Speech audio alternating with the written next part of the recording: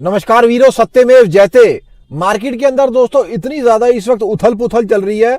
अब अगर पिछले कुछ दिनों की मैं बात कर ले तो मेरे पास इतनी ज्यादा अपडेट्स आई हैं कार मार्केट को लेकर। चाहे आप कोई भी कार लेने लगे हैं, Tata Nexon, Maruti Brezza, Maruti Fronx, Baleno, Tata Punch, Hyundai Venue etcetera etcetera, चाहे आप कोई भी कार लेने लगे हो, ये वाली वीडियो बहुत ही इंपॉर्टेंट रहने वाली है। क्योंकि जो भी सारी मार्केट की अपडेट्स इस वक्त चल रही हैं, मैं सारी की सारी इस वाली वीडियो के अंदर इंक्लूड कर लूंगा, जिसके बेसिस के ऊपर आप लोगों को बहुत सारी चीजें पता चल पाएंगी। चैनल के ऊपर अगर आप फर्स्ट टाइम आए तो चैनल को सब्सक्राइब जरूर से कर देना, लाइक बटन को और हाइप बटन को भी जरूर से दबा देना। सिर्फ कैफे 3 नॉर्म्स की इस वाली वीडियो के अंदर मैं बात नहीं करने वाला हूं, बहुत सारी ऑफिशियल अपडेट्स हैं जो मेरे पास आई हुई हैं, सारों को मैं कंबाइन कर लूंगा इसी वाली वीडियो के अंदर। अब दोस्तों जो कैफे 3 नॉर्म्स हैं, मैं बेसिक आपको समझाया तो कि ये क्या चीजें हैं। एक्चुअली ये बहुत ही ज्यादा स्ट्रिक्ट एमिशन नॉर्म्स हैं, जिसके अंडर सिर्फ स्ट्रॉन्ग हाइब्रिड कार्स को और ईवी कार्स को बेनिफिट मिलेगा।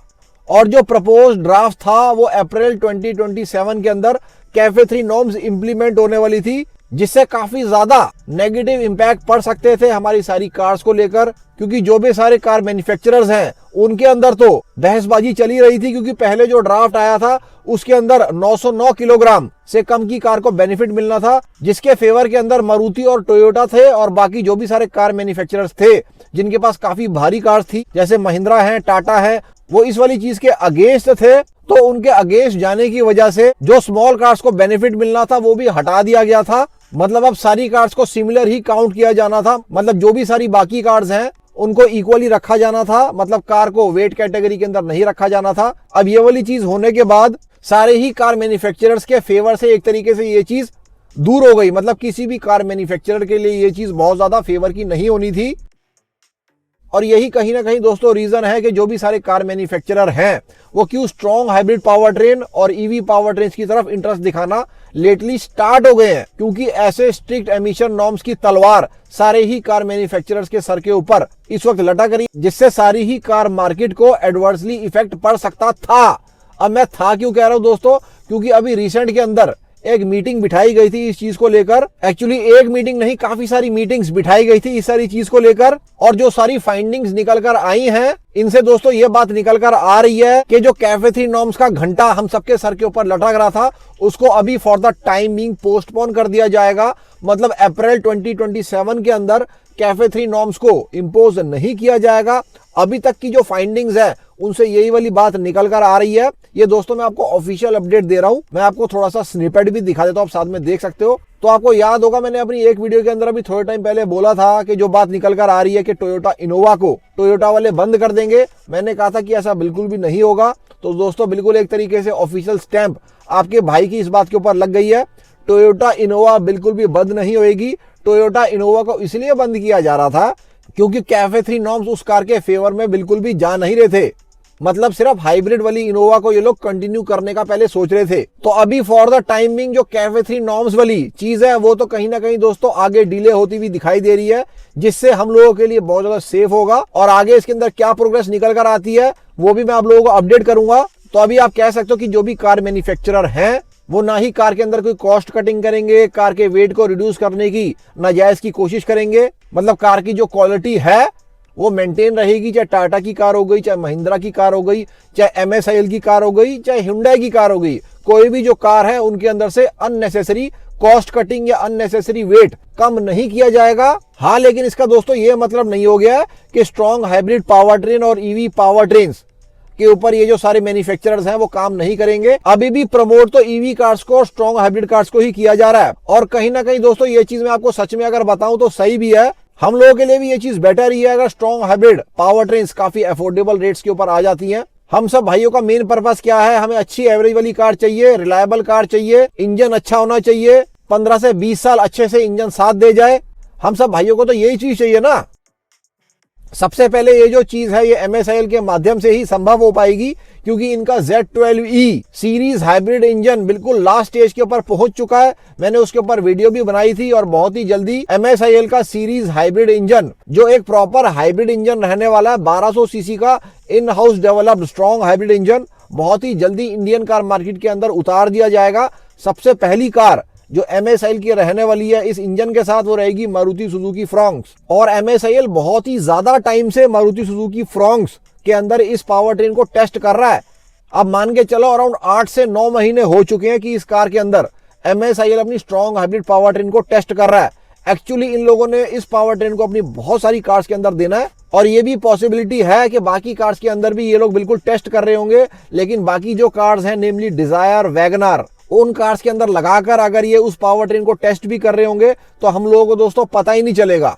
अब वीरो एक ऐसी बेकार की चीज भी बीच में ऐड हो गई है कार मार्केट की हर चीज के अंदर। ईरान का वॉर, ईरान के बेहुदा वॉर की वजह से हम सब भाइयों को भी ये सारी चीजें झेलनी पड़ रही हैं। क्या चीज झेलनी पड़ रही है मैं आपको बताता हूँ। पावर और XP95 इन वाले पेट्रोल का रेट दोस्तों 2 से 2.5 रुपए इंक्रीज हो गया और साथ में जो इंडस्ट्रियल डीजल है उसका भी रेट इंक्रीज हो गया है। 87 से सीधे का सीधा 109 रुपए हो गया है।